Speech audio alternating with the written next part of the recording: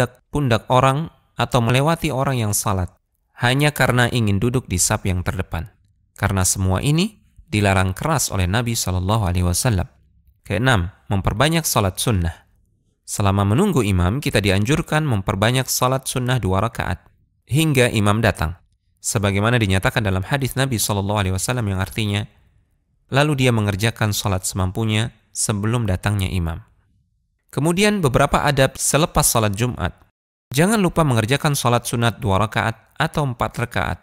Ibnu Umar radhiyallahu anhuma menceritakan, saya menghafal 10 rakaat rutinitas Nabi SAW. Di antaranya, beliau mengerjakan 2 rakaat sesudah salat Jumat di rumahnya. Nabi SAW juga bersabda yang artinya, apabila kamu selesai salat Jumat, lakukanlah salat 4 rakaat setelahnya.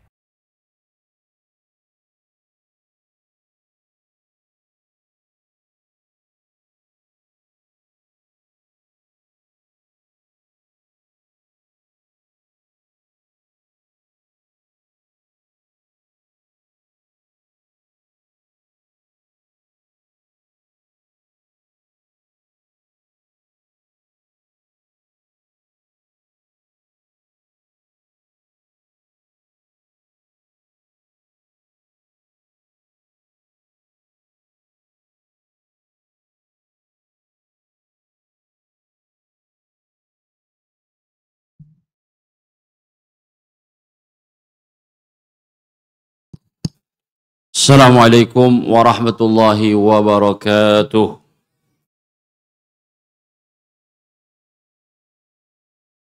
Allahu Akbar,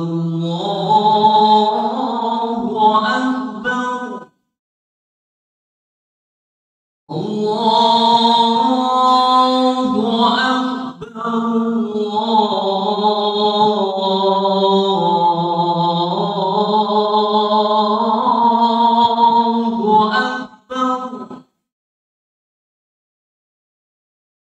أشهد أن لا إله إلا الله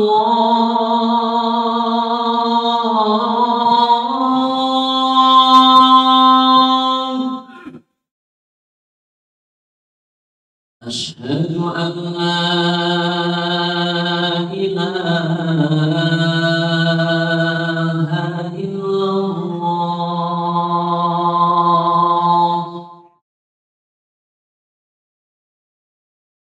أشهد أن محمدا رسول الله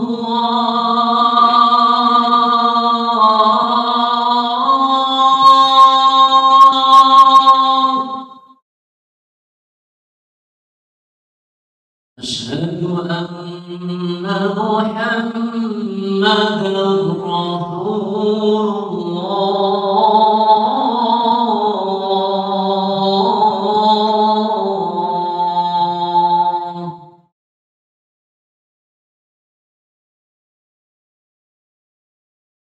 حي على الصلاة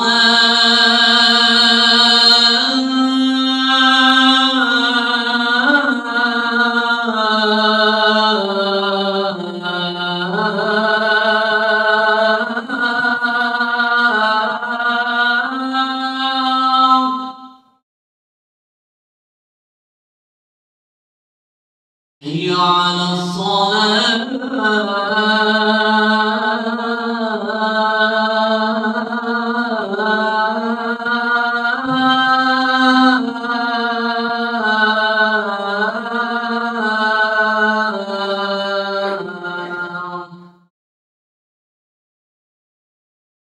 حي على الفلاح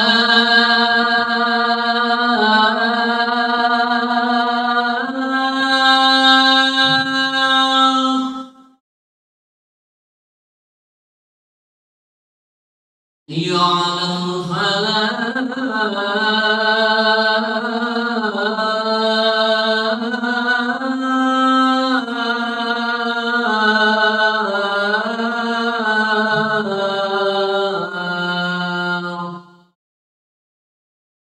الله أكبر الله أكبر لا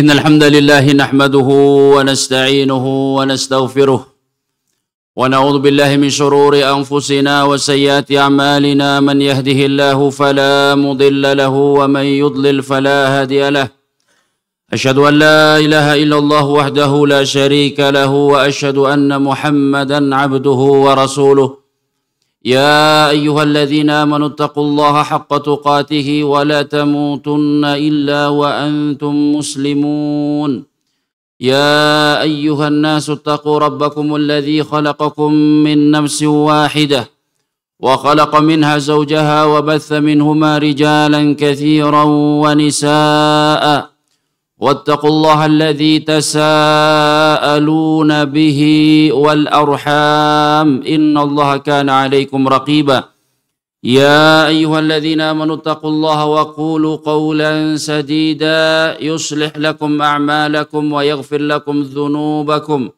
ومن يطع الله ورسوله فقد فاز فوزا عظيما أما بعد فإن أصدق الحديث كتاب الله وخير الهدي هدي محمد صلى الله عليه وسلم وشر الأمور محدثاتها وإن كل محدثة بدعة وكل بدعة ضلالة وكل ضلالة في النار.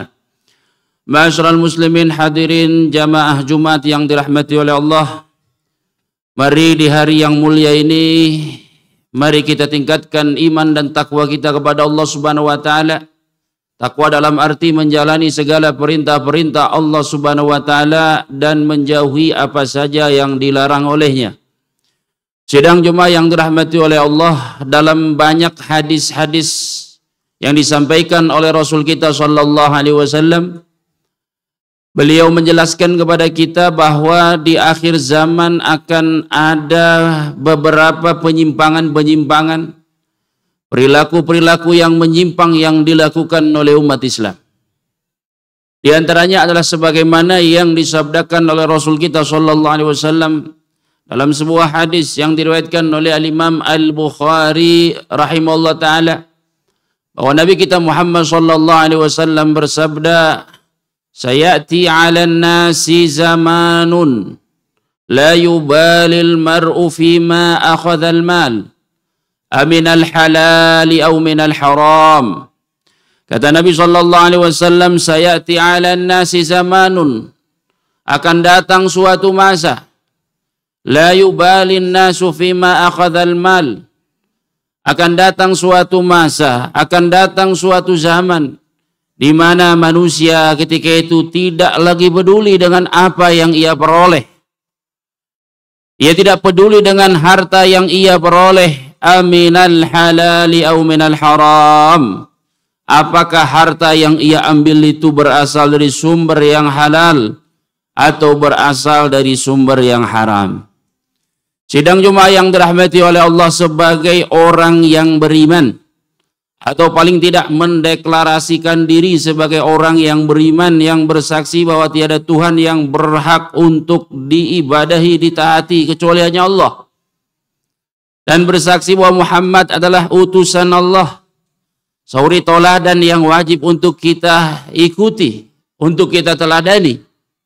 Sebagai orang yang beriman atau mendeklarasikan diri sebagai orang yang beriman, tentunya kita adalah hamba yang terikat dengan aturan-aturan Allah Subhanahu wa taala. Karena itu keimanan tidak cukup hanya diwujudkan dalam bentuk pengakuan saja.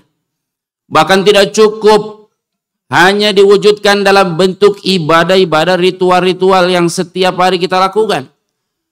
Baik itu sholat, baik itu puasa, zakat, dan lain sebagainya. Tetapi keimanan juga adalah terkait dengan bagaimana kita berperilaku dalam kehidupan kita sehari-hari. Utamanya adalah bagaimana kita menjaga hablum minallahi wa hablum minan nas. Ya, bagaimana kita menjaga ikatan hubungan kita dengan Allah dan ikatan hubungan kita dengan manusia. Di mana dalam kehidupan itu banyak sekali ikatan-ikatan yang di dalamnya terdapat perintah untuk pemenuhan kita agar untuk memenuhi kewajiban kita dalam memenuhi hak-hak orang lain.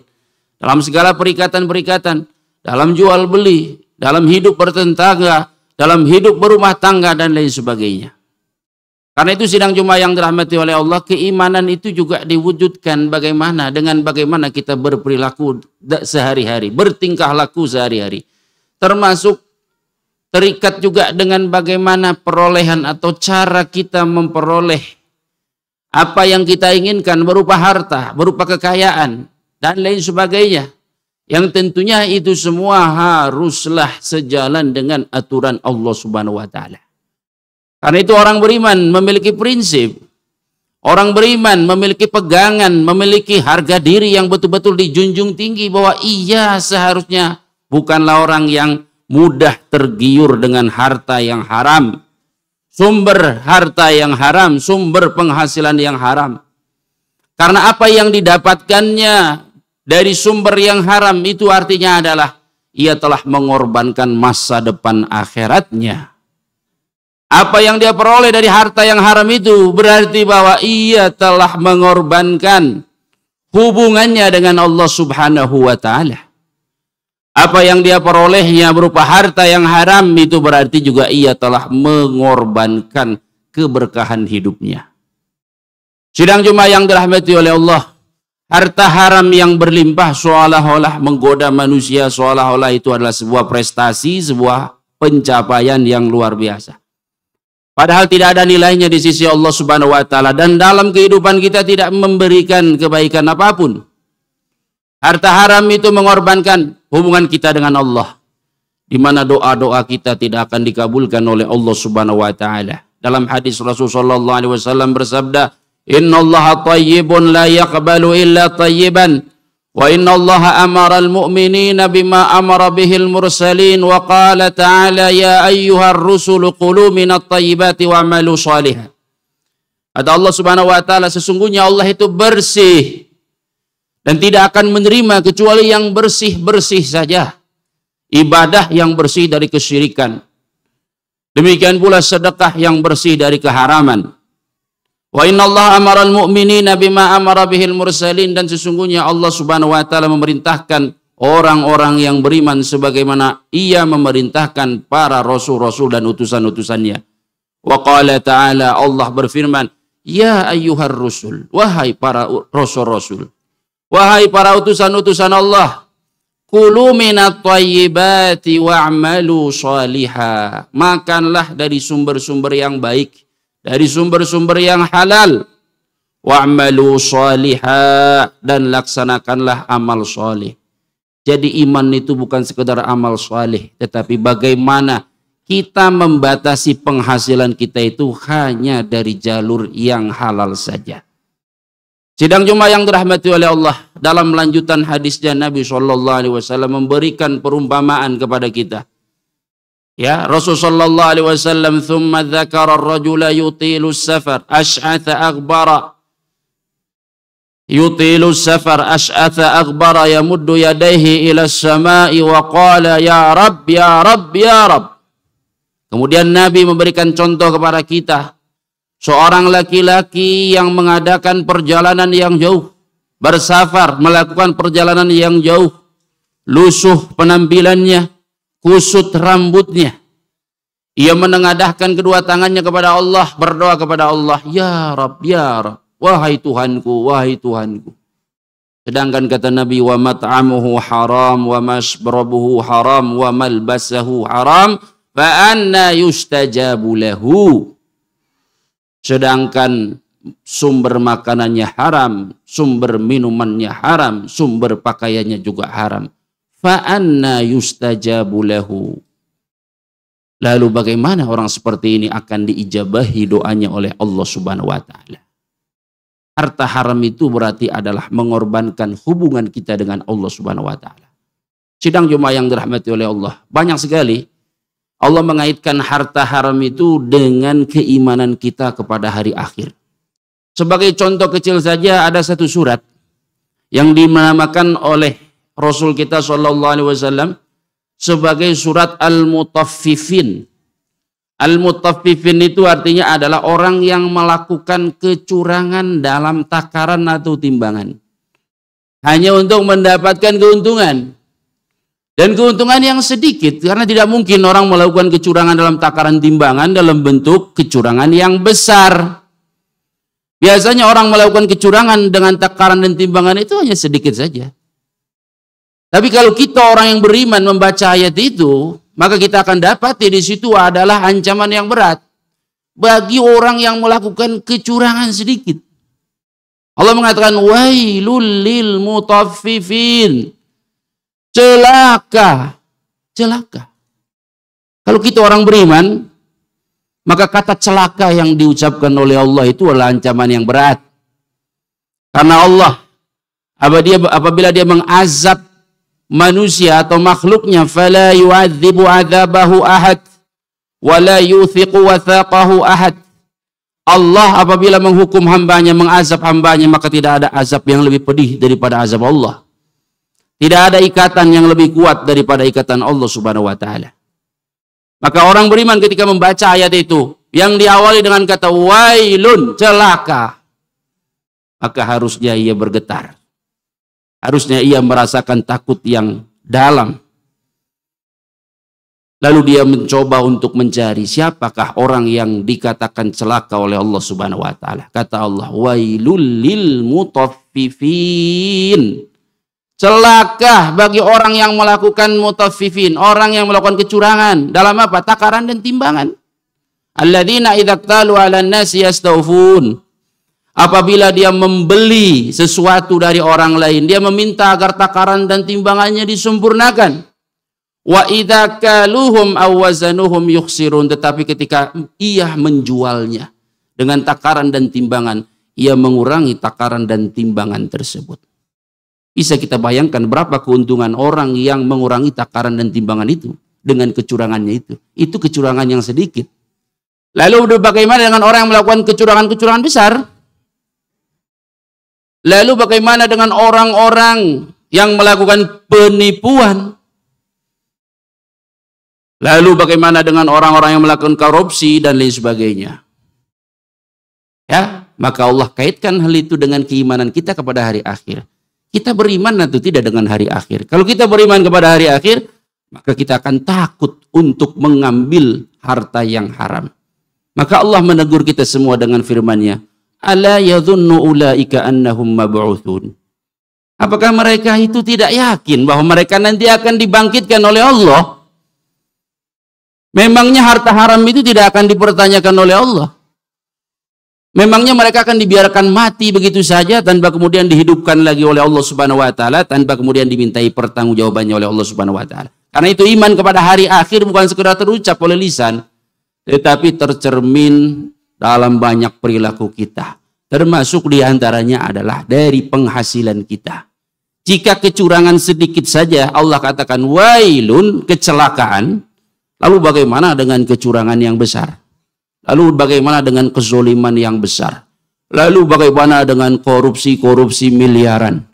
Lalu bagaimana dengan uang suap ratusan juta? Ala yadhunnu ulaika annahum mab'utsun. Apakah mereka tidak yakin bahwa kelak mereka akan dibangkitkan oleh Allah Subhanahu wa taala? Jika orang kaya saja yang hartanya halal, orang kaya yang hartanya halal, mereka tertunda untuk masuk surga 500 tahun lamanya. Karena kenapa? Karena dihisab oleh Allah. Apa saja kenikmatan yang kita terima akan dihisab oleh Allah Subhanahu wa taala. Dari mana kita dapatkan dan untuk apa kita belanjakan. Akan dihisab, akan dimintai oleh pertanggungjawabannya oleh Allah Subhanahu wa taala. Jika orang-orang kaya yang penghasilannya halal saja tertunda untuk masuk surga selama 500 tahun, lalu bagaimana dengan orang-orang yang sumber penghasilannya? Barakallahu li wa lakum fil Qur'anil Karim wa nafa'ani bima fihi minal ayati wa dzikril hakim wa taqabbala minni wa minkum tilawatahu innahu huwal ghafurur rahim.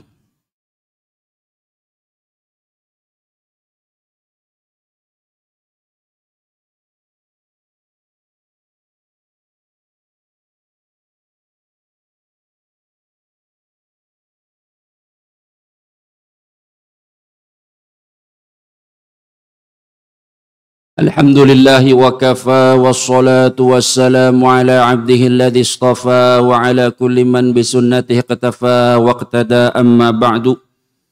Hadirin sidang Jumat yang dirahmati oleh Allah. Banyak orang melihat dan memandang bahwa harta yang berlimpah itu adalah kesuksesan, pencapaian, keberhasilan.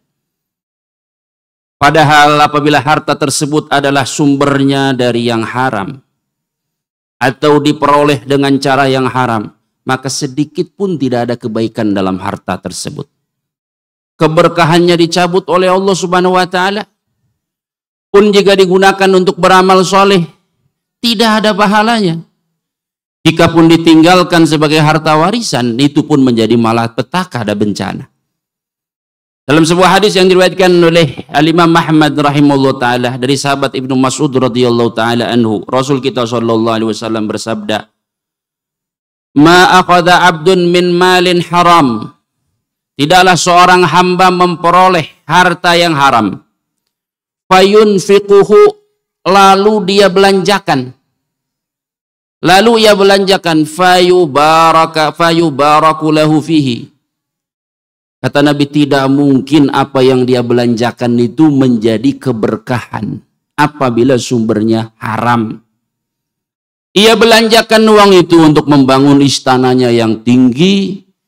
Ia belanjakan harta yang haram itu untuk membeli kendaraannya yang mewah, membeli pakaian, dia belikan untuk beras sebagai makanan tiap harinya, lauk pauk dengan segala rupanya, minuman dan lain sebagainya. Kata Rasulullah, tidak mungkin itu diberkahi oleh Allah Subhanahu wa Ta'ala. Berarti kehidupan yang tidak diberkahi itu adalah hidup dengan kehancuran. Maka tidak ada nilainya di dunia. Pun dijadikan sebagai amal saleh, kata Rasul sallallahu alaihi wasallam, fayuqbalu minhu, tidak mungkin diterima oleh Allah. Lalu apabila ditinggalkan menjadi harta warisan, kata Allah, kata Nabi sallallahu alaihi wasallam, kana zaduhu ilan nar. Apabila dia tinggalkan sebagai harta warisan, maka harta itu hanya akan menjadi bekalnya menuju api neraka. Sidang Jumat yang dirahmati oleh Allah, mari kita sebagai muslim betul-betul mempraktikkan dan mewujudkan dan mengaktualisasikan keimanan kita dengan sebenar-benarnya. Bukan hanya sekadar ucapan, bukan hanya dengan sholat yang kita lakukan setiap hari, bukan hanya dengan puasa yang kita lakukan, tetapi juga bagaimana kita membatasi penghasilan-penghasilan kita dari yang halal. Sebab apapun kenikmatan-kenikmatan yang kita dapatkan dalam kehidupan dunia ini, semua akan dimintai pertanggungjawabannya oleh Allah Subhanahu wa Ta'ala di hari kiamat. Innallaha wa malaikatahu yusholluna 'alan nabi. Ya ayyuhalladzina amanu sallu alaihi wa sallimu taslima. Allahumma salli ala Muhammad wa ala ali Muhammad kama sallaita ala Ibrahim wa ala ali Ibrahim innaka Hamidum Majid, wa barik ala Muhammad wa ala ali Muhammad kama barakta ala Ibrahim wa ala ali Ibrahim innaka Hamidum Majid. Allahumma ighfir lil mu'minina wal mu'minat wal muslimina wal muslimat al ahya'i minhum wal amwat innaka sami'un qaribun mujibud da'wat ya qadiyal hajat. Rabbana taqabbal minna innaka antas sami'ul alim wa tub alaina innaka antat tawwabur rahim. Rabbana hab lana min azwajina wa dhurriyyatina qurrata a'yuni waj'alna lil muttaqina imama. Rabbana la tuzigh qulubana ba'da idh hadaitana wa hab lana min ladunka rahmah innaka antal wahhab. Allahumma a'izzal islam wal muslimin wa ahlikil kafarata wal musyrikin wa dammir a'da'aka a'da'ad din ya rabbal alamin. Allahumma ansuril mustad'afina min ikhwanina fi Palestin. Allahumma ansuril mustad'afina min ikhwanina fi Gazzah ya rabbal alamin. Allahumma kun ma'ahum wa la takun alaihim. Allahumma ayyidhum bita'yidika ya rabbal alamin. Allahumma alayka bil yahudil ghasibin fa innahum la yu'jizunak. Allahumma alayka bil yahudil ghasibin fa innahum la yu'jizunak. Allahumma arina ajaiba qudratika fihim ya rabbal alamin. Rabbana atina fid dunya hasanah wa fil akhirati hasanah wa qina adzaban nar. Sallallahu ala nabiyyina Muhammad wa ala alihi wa sahbihi wa sallam. Wa akhiru da'wana anil hamdulillahi rabbil alamin. Aqimus shalah.